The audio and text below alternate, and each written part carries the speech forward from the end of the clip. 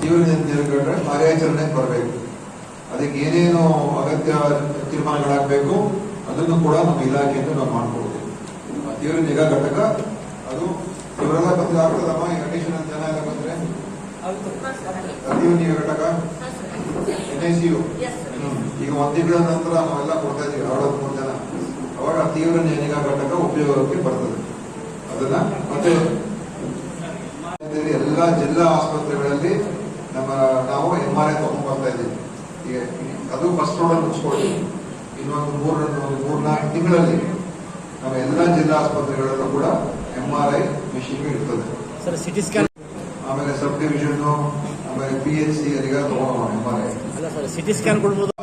ಅದು ಟೆಕ್ನಿಷಿಯನ್ಸ್ ಬೇಕು, ವಿಶೇಷ ಸಿಬ್ಬಂದಿ ಬೇಕು. ಸುಮ್ಮನೆ ನಾವು ಮಿಷಿನ್ ಹಾಕ್ಬಿಟ್ಟು ನಿರ್ವಹಣೆ ಮಾಡಕ್ಕೆ ಹೋಗಿದ್ರೆ ಆಗೋದಿಲ್ಲ. ಮುಂದೆ ನೋಡೋಣ.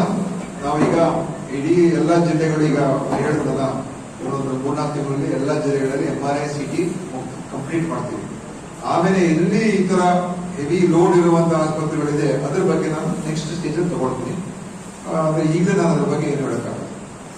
ಕೊಡ್ಬೇಕು, ಬಟ್ ಗಾಯ ಬೇಕಲ್ಲಪ್ಪ ಸ್ವಲ್ಪ ಮಾಡಕ್ಕೆ.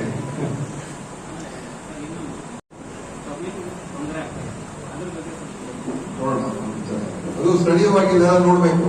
ನಾವು ನಮ್ಮ ಅಧಿಕಾರಿಗಳು DHO ಇವರುಗಳೆಲ್ಲ ಚೆಕ್ಅಪ್ ಮಾಡಬೇಕು. ಈಗ ಬಯೋಮೆಟ್ರಿಕ್ ಅಟೆಂಡೆನ್ಸ್ ಇದೆ, ಅದನ್ನು ಅಟೆಂಡೆನ್ಸ್ ಅನ್ನ ಅಳವಡಿಸಿದ್ದೇವೆ. ಈಗ ನಾವು ಅದನ್ನ ಆ ಅಟೆಂಡೆನ್ಸ್ಗೆ ಈಗ ನಾವು ಅವರ ಇನ್ಸೆಂಟಿವ್ಗೆ, ಅವರ ಸಂಬಳಕ್ಕೆ ಲಿಂಕ್ ಮಾಡ್ಕೊಬೇಕಾಗ್ತದೆ. ಯಾಕಂದ್ರೆ ಅಟೆಂಡೆನ್ಸ್ ಕಮ್ಮಿ ಮಾಡಿದವ್ರಿಗೆ ಅದರಿಂದ ಅವ್ರಿಗೆ ಅದನ್ನ ಮಾಡೋದಕ್ಕೆ ಸ್ಯಾಲರಿ ಲಿಂಕ್ ಮಾಡೋದಕ್ಕೆ ನಾವು ಮಾಡ್ತಾ ಇದ್ದೀವಿ.